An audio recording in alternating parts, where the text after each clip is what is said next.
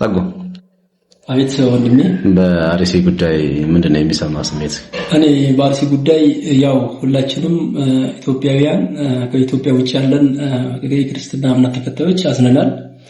በመቀጠል ምናልባት በአርሲ ጉዳይ ወንጀል እየፈጸመ ያለው የአርሲ መንግስት ነው የሚል መልእክት ነው ማስተላለፈው። የአርሲ መንግስት ምን እየሰራ ነው? በስሩ ያለውን የተሰገሰጉ ሌቦቹን እስካላወጣ ድረስ አሁንም ብልጽግና ሆኖ ሊቀጥል አይችልም የሚል መልእክት ነው ማስተላለፈው።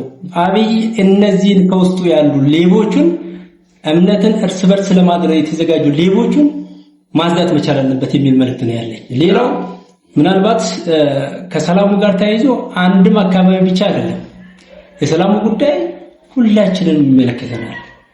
እኔ አስተዋጽኦ አለኝ ለሰላሙ፣ የሚመለከተው አካል አስተዋጽኦ አለው ለሰላሙ፣ መንግስት ያው አስተዋጽኦ አለው ለሰላሙ። ስለዚህ በጋራ ከቆምን ወንጀልን ማጥፋት እንችላለን። አሁን እየተፈጸመ ያለው ግፍ፣ በደል በአንድ እምነት ተከታዮች በሙሉ ያው ሲቪሊቲ የወረደ ነው እየመሰለን ያለው። ነገ ሌሎችስ በዛ ልክ ምንድነው ሊፈጠር የሚችለው የሚለው ነገር መንግስት ማሰብ መቻል አለበት። ህዝቡ ደግሞ መንቃት አለበት። ህዝቡ መንቃት አለበት። ከመንግስት ባሻገር ጸጋዬ የእምነት አባቶች ሳይሆን ምንድነው መስራት ያለባቸው? የእምነት አባቶች እስካሁን እያስፈጁን፣ እያሳረዱን፣ እያስወቀጡን ያሉት የእምነት አባቶች ናቸው።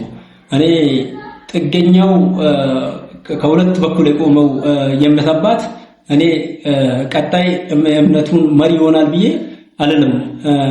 በመቀጠል ደግሞ ምንድነው ሲኖዶስ በቃ ያስፈልገን። ሲኖዶስ ምንድነው እንትኑ አሁን የሲኖዶስ ለእምነቱ ወይንም ለኦርቶዶክስ እያደረገ ያለው እንትን ምንድነው አስተዋጽኦ እያየን ስላሉ ነው ማለት ነው። ስለዚህ እነዚህን ጉዳዮች አንጥረው ለሚመለከተው አካል እኛ ምናልባት አሁን ባለፈው መንግስት ያዋቀረው ይሄ አያስፈልግም፣ መንግስት ጣልቃ መግባት የለበትም፣ በእምነት ሃይማኖት፣ በመንግስት በፖለቲካ ጣልቃ መግባት የለበትም የሚል መልእክት ነው ማስተላለፈው። ስለዚህ በጣም የሚያሳዝን ነው በእውነት። ምክንያቱም ዜጋ በሀገሩ እንደ በግ የሚታረድባት ሀገር የሆነችው እንግዲህ ብልጽግና የሚባለው መንግስት ከመጣ በኋላ ነው እንጂ ከዛ በፊት ያው የኢትዮጵያ ዜጋ የትም የትኛውም ክልል ዘንጦ እየኖረ የነበረበት ሁኔታ ነው የነበረው። አሁን ግን ያው ከብልጽግና መንግስት በኋላ ያው ዜጎች እንደ በግ የሚታረዱበት፣ ዜጎች በቀን በጠራራ ፀሐይ የሚሰቀሉበት ሆኗል። አሁን ደግሞ ያው የአርሲው ልዩ የሚያደርገው የኦርቶዶክስ እምነት ተከታዮችን ብቻ እየለየ መጨፍጨፉ፣ ጥቃት ማድረሱ ትንሽ ያው እንደ ዜጋም ወይም እንደ ኢትዮጵያዊነትም ተስፋ የሚያስቆርጥ ነውና ስለዚህ ለመልእክት እናመሰግናለን። ምናልባት የመጨረሻው እንትን ማስተላለፈው ሁላችንም በእምነቱ ያለን ሰዎችም ከእምነቱ ውጪ የሆኑ ሰዎችም ነገ በኔ በማለት ልንታገላቸው ይገባል የሚል መልእክት ነው ማስተላለፈው። አመሰግናለሁ።